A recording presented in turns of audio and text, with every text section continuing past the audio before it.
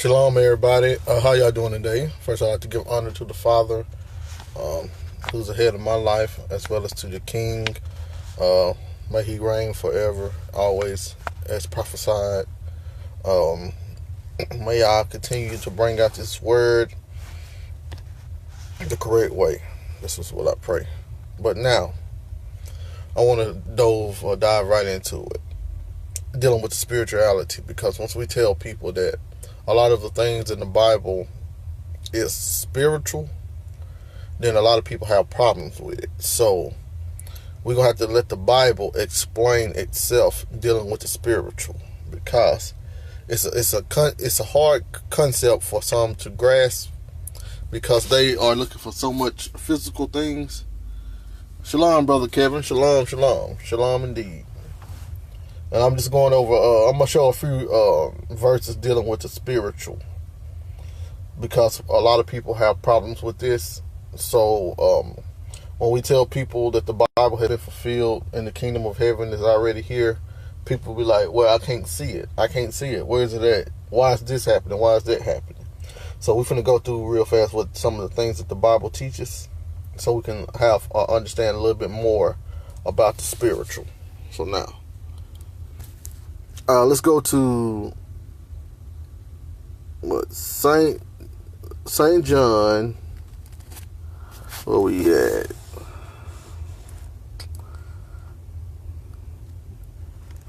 Saint John 18, and I'm going to read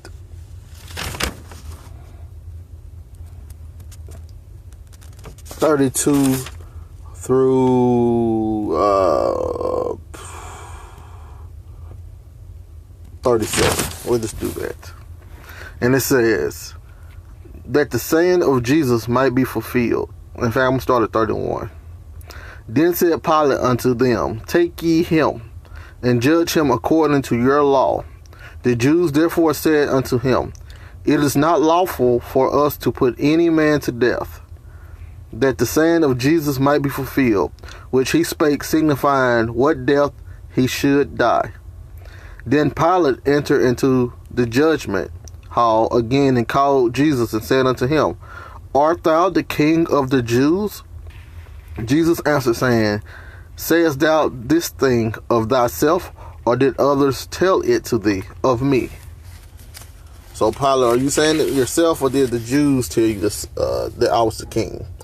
Verse 35, Pilate answered, am I a Jew? Thine own nation and the chief priests have delivered thee unto me. What hast thou done? What up, Getty? How you doing, brother? It's going through a few of these scriptures. So now, verse 36. Jesus answered, my kingdom is not of this world.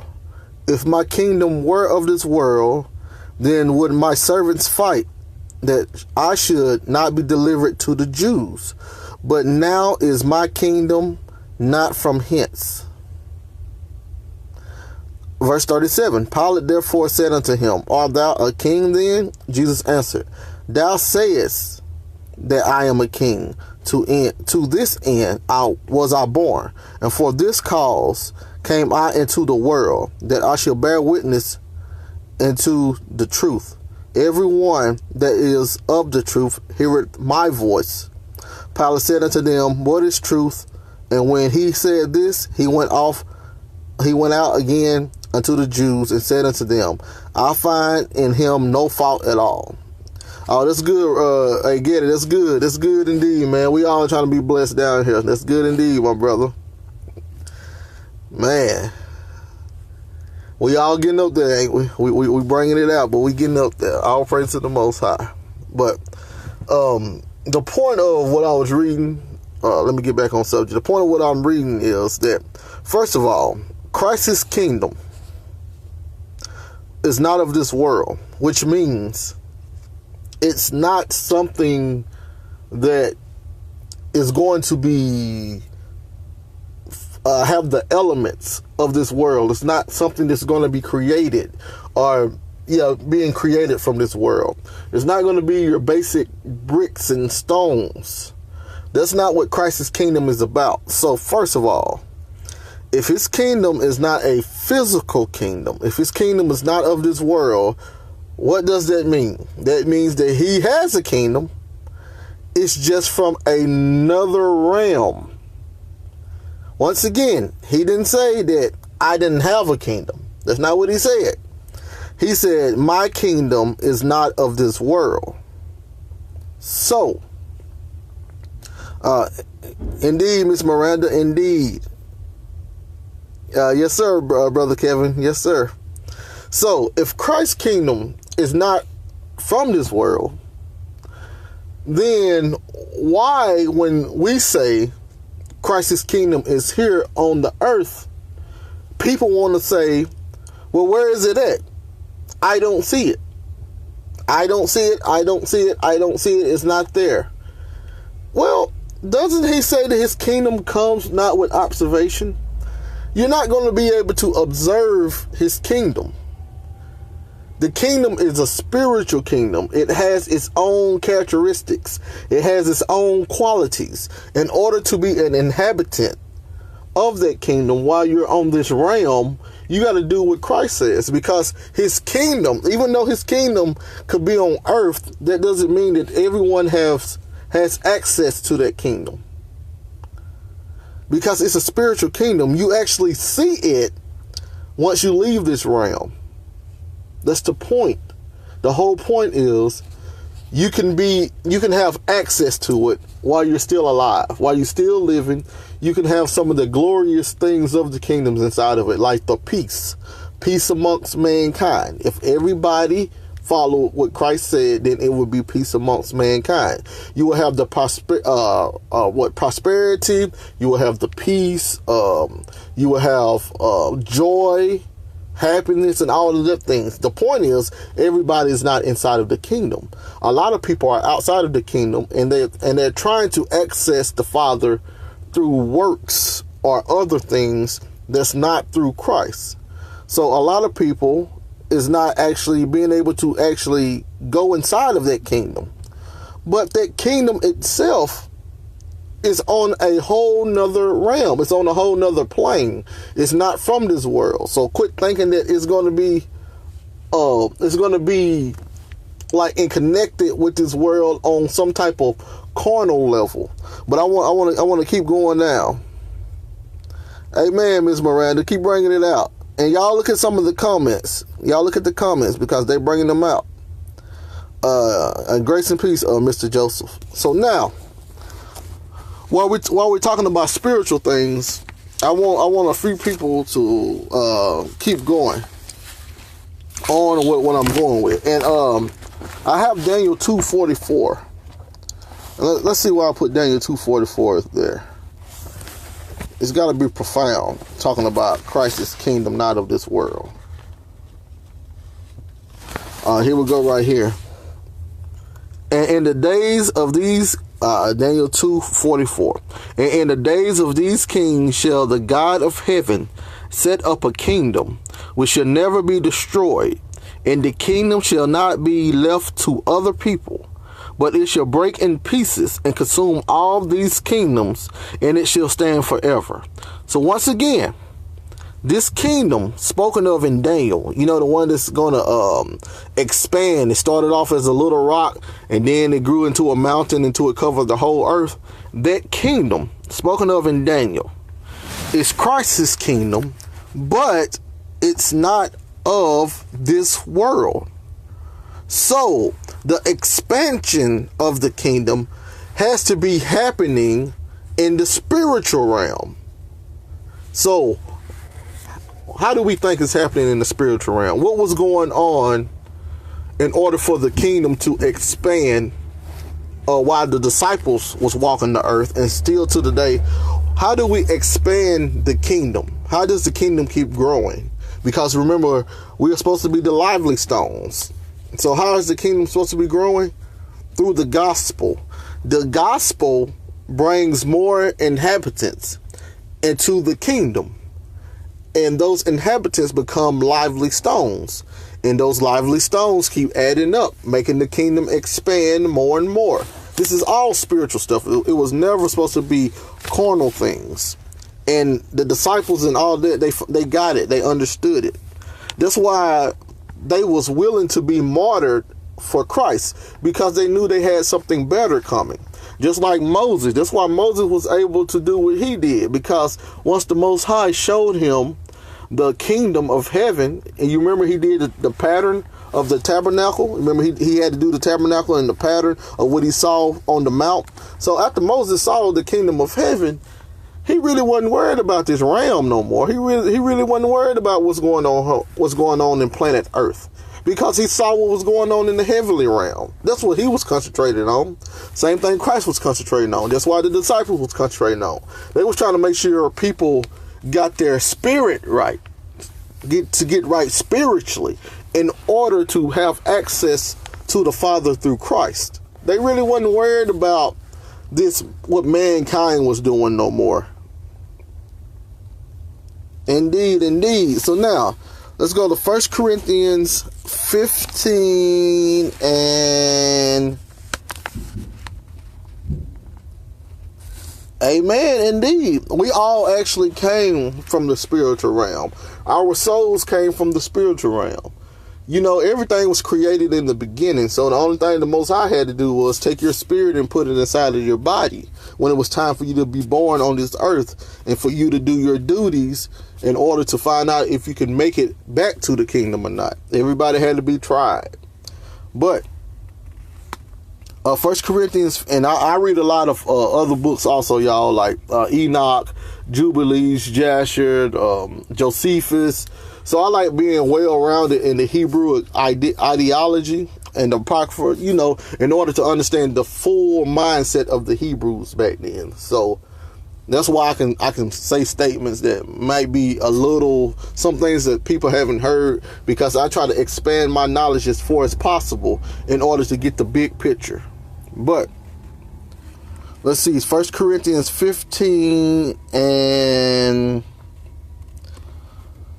I started 39. All flesh is not the same flesh, but there is one kind of flesh of men, another flesh of beasts, another of fishes, and another of birds.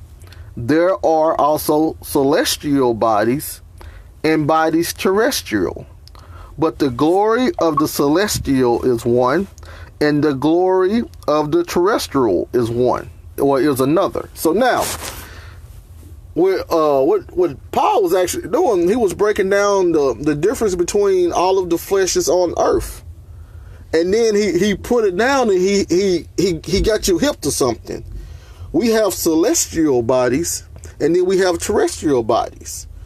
And the celestial is going to be glorified in one way, and the terrestrial is glorified in another way. So we can have the best bodies on this plane. This is going to be glorified on this plane. Once you reach the other plane where the kingdom is, then your body there is going to be glorified in that way. That's why you see a lot of the saints in Revelation and all of those talking about, what was they all talking about? Putting on those white garments. They all wanted to be shining in the likeness of Christ, in the likeness of the angels. It was all about putting on those white garments that represent purification, which we know came through baptism. So now, amen, there's levels to this. So Paul was just letting it be known that you have the celestial and the terrestrial. So guess what? The celestial bodies are what? They are the inhabitants of the kingdom of heaven. The celestials are the inhabitants of the kingdom of heaven. The terrestrials are the inhabitants of the kingdom of man that was here on earth. That's why you had the kingdom of Israel. You had your northern kingdom and the southern kingdom, and all of the glory that came with the Most High setting them apart, giving them their own kingdom. Even though He didn't want them to have a king, He wanted to be their king. See, the plan or the goal was for the Father and Christ to reign on earth and heaven. You see, they were supposed to be king on the celestial plane and also king on the terrestrial plane. Both realms, they were supposed to be ruling over both of them. That was the plan. But mankind being mankind, we got off. But we only can glory the Father in Christ so much on this plane, because the other plane, the next realm, the spirituality, is where it's all at. You want to talk about shalom, Brother Jonathan, shalom indeed. You want to talk about no more pain, no more tears, no more crying, no more hunger, no more affliction. Do you think that's going to happen on this terrestrial plane, or on the celestial plane? Which one do you think this is going to happen at? All of those promises, what do you think is going to happen at? Because we got to remember, we got to recall that the pains and the affliction and all that stuff was happening to Israel for breaking the Mosaic law. So all of that was coming from the Mosaic law. So when they freed themselves, when the Most High sent Christ come down here to come down and free them of that wrath and open up that new covenant, that opened up the kingdom of heaven to them. So now, even though you can still have physical pain, physical this, it's not because of wrath from the Most High for you breaking the Mosaic covenant. So that's one way that the tears and stuff was being wiped away. But on a whole other spiritual level, once you're in the spiritual realm, and if you make it to the Father, to the King, then you are where you need to be. That's the whole point of coming to earth. It's like an audition. You are auditioning for the kingdom of heaven, because the end goal was always to be with the Father. The point was, since Adam and Eve transgressed the first commandment, they separated themselves from the Father, and all the descendants of them was separated by default from the Father. That's why Christ had to come, be that ultimate sacrifice, that ultimate atonement, open up that new covenant. No more wrath for us to access the kingdom of heaven and the Father. But the only way we do it is through the gospel. But I'm just wanting to hit the celestial and the terrestrial. So now, where can I go?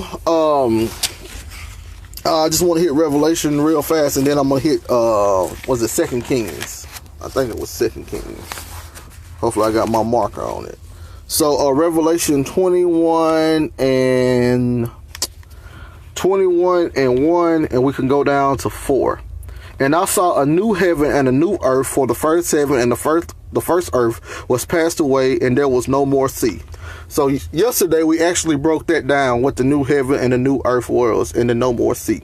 And just for the people who did not get it yesterday, this is actually talking about the temple. The heaven and earth and sea was actually the temple. So this is not a literal heaven and earth and sea. We have a heavenly temple, and then we had an earthly temple. The earthly temple passed away. The heavenly temple came down, which was the new heaven and the new earth. But let's go to verse 2. And I, John, saw the holy city, New Jerusalem, coming down from God out of heaven, prepared as a bride adorned for her husband. That's why you can have the new heavens and the new earth along with the New Jerusalem, because the heavenly Jerusalem has the heavenly temple. That's why Moses was able to see the heavenly temple and the heavenly Jerusalem. That's why Moses was able to do the pattern. Same thing with Ezekiel. Ezekiel was able to tell a little bit in detail what the heavenly temple and the heavenly kingdom looked like. We have the same thing here in Revelation. Enoch did the same exact thing, so they all saw it. So now, verse 3, and I heard a great voice out of heaven saying, behold, the tabernacle of God is with men, and he will dwell with them, and they shall be his people, and God himself shall be with them and be their God. And I got Daniel 7:14 if you want to see that. And God shall wipe away all tears from their eyes, and there shall be no more death, neither sorrow nor crying, neither shall there be any more pain, for the former things are passed away. All of the things dealing with the wrath from the Most High and the Mosaic covenant is passed away. Now, y'all see this no more death right here? What did Christ say? If we believe in him, even though we die, we shall live. We shall not be annexed from the Father. We shall not be annexed from the King. That was the whole point. So, this no more death, he's not talking about physical death. Once again, this is all spiritual. We have the new heavens and the new earth coming around. That's the spiritual. We got the holy city, New Jerusalem, coming down. That's spiritual. We got the tabernacle of God coming down with mankind. That's spiritual. And we got the no more death, no more sorrow, no more crying, no more pain, and the former things are passed away. That's spiritual. So that's all spiritual, all spirituality. We got to quit looking for carnal things all the time. It's all spiritual. And Revelation is actually showing you two things happening at one time. Revelation is showing you what's happening on the terrestrial plane and what's happening on the celestial plane all together. And what event is Revelation around? 70 AD. The destruction of the temple, the last temple that had the Jews, the last temple that had the priesthood. All of the things were destroyed. All of the old things was done away with, and the new things came about. When the temple was destroyed, there was no way for you to be in covenant with the Most High under the Mosaic covenant. Point blank, period. No matter what anybody say today, you cannot be in covenant under the Mosaic covenant with the Most High, because he has taken every instrument away that you needed to be in that covenant. That's why we needed the new covenant. That's why we needed Christ. But now, Brother Kevin, thank you indeed, my brother. But now, when everybody want to talk about the Armageddon, about the big war, about the big Armageddon war, and because y'all know we say all Bibles, the whole Bible has been fulfilled. If you actually listen to it and you read it and you go through it, you actually see that the Bible has been fulfilled, and we are actually in the what I want to say, in the age of Christ, or we are in the everlasting kingdom age spoken of in Daniel. We are in that age right now where we rule and reign with Christ through the gospel. You have a way to judge mankind. This is how you judge mankind. You take the gospel to them.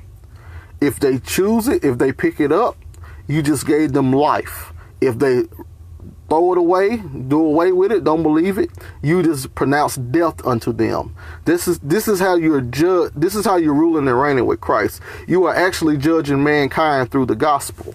You're picking and choosing who's going to be inside of the kingdom of heaven with you. That's what you're doing. This is how you rule.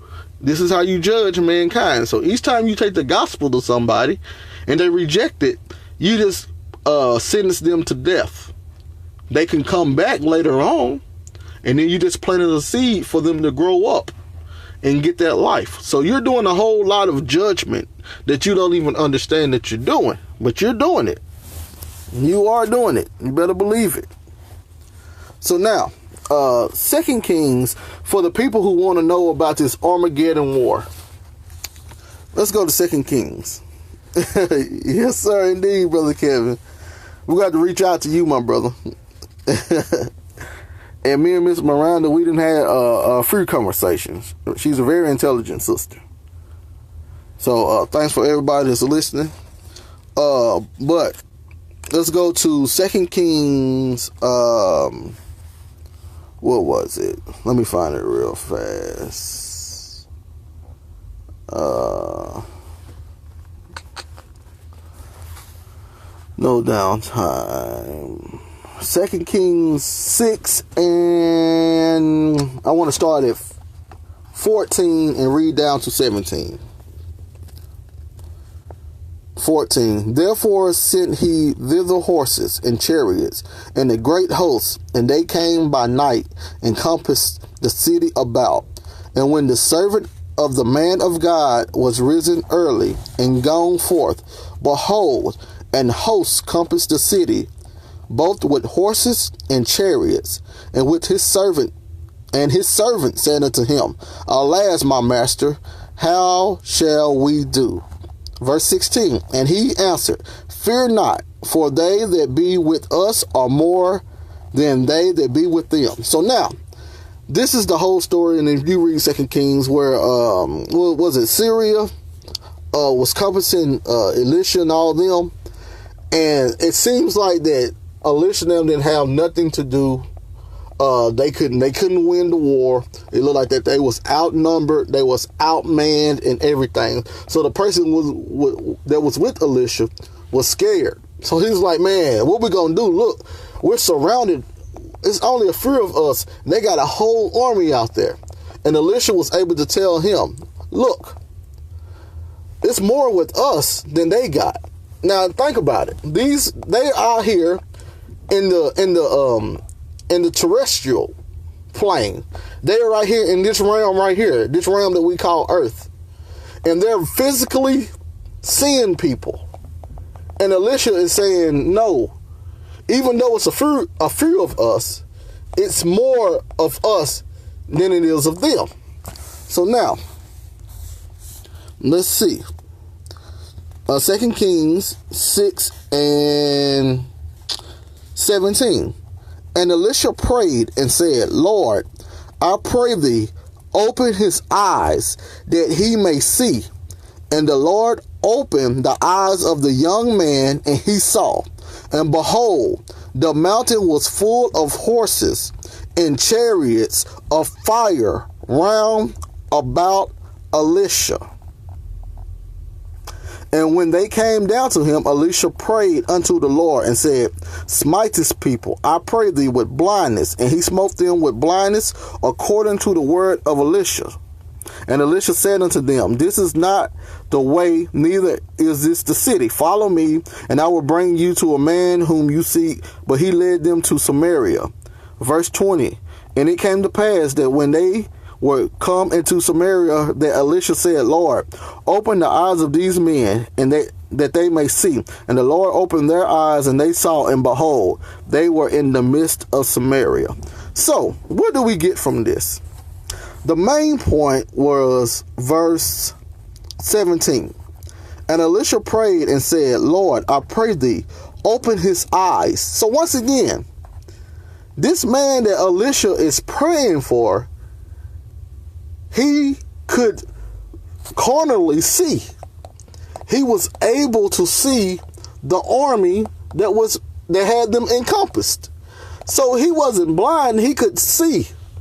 But it lets you know that we are blind to the spiritual realm. Our eyes are closed to the things that's going on around us that we don't know about. We only could see what we can see on this terrestrial plane, this terrestrial realm. This guy was not able to see the celestial. See, Elisha, he was able to see the celestial realm. He understood that there was an army of angels around them to protect them. But the point is, there's things going on this planet that we cannot see. It does not mean that it isn't there. So when we say the kingdom of heaven has came down to earth already, and we're just waiting to pass from this realm to the next realm to actually see what's going on, we mean it. So when people say, where's the kingdom? I can't see it. Ain't we supposed to be ruling and reigning? Ain't we supposed to be going over and being gathered and going over into Palestine and getting the land of Judea over there and all that stuff? That's not what the Most High was worried about. The real land was the heavenly land, that heavenly Jerusalem, the tabernacle, all of that stuff. That was the real true land. And that was on the other realm, the different plane. That's on the celestial, not the terrestrial. So also notice this. He opened his eyes and he was able to see. So think about this. That if he never would have opened the guy's eyes, right? They would have went into battle. And then they would have been able to accomplish an impossible feat. So regardless if Elisha Elisha had the angels to open the guy's eye in order for him to be a little bit more comfortable about the battle. But imagine if he didn't. It would have been an impossible feat, and they still would have accomplished it. And they would have not seen one angel, not one, aid them. They would have just known that something miraculous occurred. So think about things today. Have you not experienced something miraculous? Do you not know someone who has experienced something miraculous? So even though you do not see them because your eyes are closed, they are here and they are helping. The kingdom of heaven is here on earth with all of the inhabitants. From Genesis all the way up until today. Every true saint that has left and went to the next realm is right here amongst us, dwelling in the kingdom of heaven, which we cannot see. And I can make that statement boldly. So, no, you're not going to be able to see the things that's promised. That's why it's all about faith. You have faith, you believe, you receive. Simple as that. But I just wanted to go to 2 Kings to show everybody that our eyes are closed. The eyes that we have to see spirituality, it's closed. So you're not going to be able to see that kingdom that you want to see. It's not of this world. It's closed. I mean, our eyes are closed. Once we leave this realm, they open.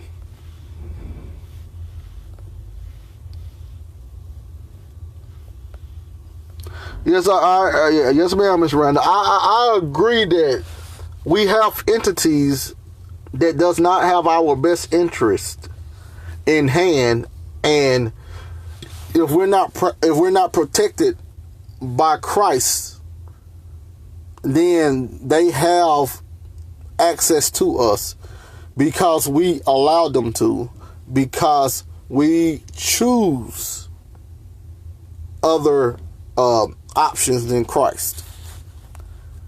And that's why when you meet, let's talk to people.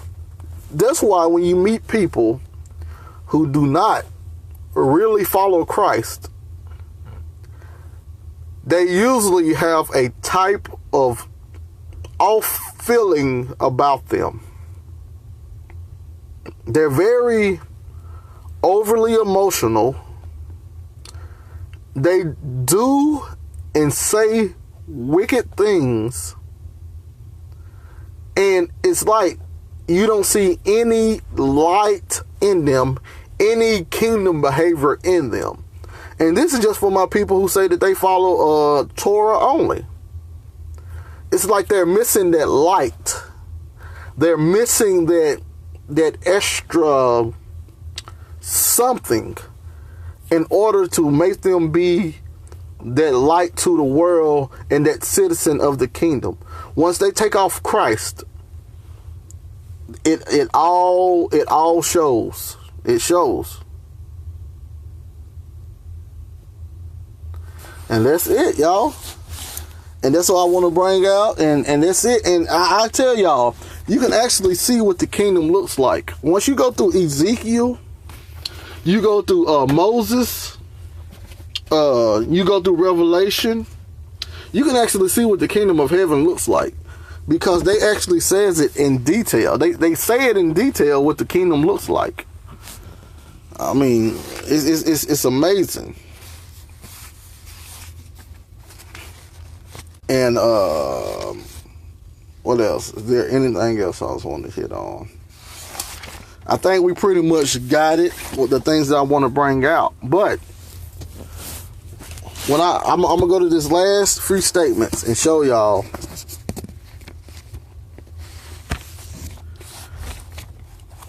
We can go back where it all started. Luke 21 and 24. We can go back to where it all started. Luke 21 and 24. Luke 21 and 24 states, not 20, sorry, 21 and 22. For these be the days of vengeance, that all things which are written may be fulfilled. So everything in the Tanakh that had not occurred before the destruction of the temple was going to occur by the end of the destruction of the temple, according to Christ. I'll read it again. Luke 21:22. For these be the days of vengeance, that all things, not some things, not most things, not pick and choose the things. It says all things which are written. Written where? The Torah and the Tanakh. All things which are written may be fulfilled. So, you have the everlasting kingdom spoken of in Daniel. You have that coming down by the destruction of the temple. You have the resurrection spoken of by Daniel occurring. You have the great judgment and the books being opened spoken of by Daniel occurring. You have the great day of the Lord spoken of in Zechariah. You have the great day of the Lord spoken of in Malachi. You got the what was that? The breaches of David being repaired, spoken of in Amos. You got the snake head being crushed finally, spoken of in Genesis. So you got everything. You got the new heavens and the new earth coming, spoken of in Isaiah. You got the Gentiles coming and setting their offerings, and everybody coming and sending their offerings to the Most High, spoken of in Isaiah. You have that being fulfilled, and all this was actually done through the gospel. This is why the gospel was so important. See, Christ said in Matthew 24 and what was it, 14? Yeah. And this gospel of the kingdom shall be preached in all of the world for a witness unto all nations, and then shall the end come. And we see in Colossians 1 and 23 that Paul said that every creature under heaven has received the gospel by first century. So now, why did he need everybody in the Roman world? Once again, y'all, this was the Roman world. This is not talking about United States. It wasn't worried about no Native Americans. We got to leave the Bible in context. But why? Because if you have a kingdom, you will want some inhabitants, right? Well, how could you have a kingdom just full of everybody who has passed? Because he would have had all of the saints inside of his kingdom. They would have been there. But what about the new inhabitants? What about the yous? What about the me's? What about our family members? What about them? See, that's why the gospel had to be taught amongst all nations, so it could keep spreading and spreading and spreading, because the temple was going to be destroyed. Israel was going to be taken captive. And the other Israel that fled, they was going to start a whole new teaching. So people needed to have that background knowledge already. Everything makes sense, and the Most High does everything organized. He does not do anything just to do it. He don't do random things. It all was organized. And the way that the Most High was planning on his son to rule and reign was through the gospel. So, what we doing today? We done went back. We done said none of this stuff happened. It's going to happen in the future time. And we're waiting, and we have distorted the truth, and we have blocked a lot of inhabitants outside of the kingdom of heaven, because now everybody is waiting idle and waiting on something to happen that has already happened. So we're telling, by default, we're telling the Father, the way that you said it was going to happen, I read it, but I don't like the way that you said it was going to happen. I want it to happen my way. So I'm not going to believe. I'm just going to tell people it does say that, but it's going to happen again. We got to get out of that mind frame and let it stick and say what it says.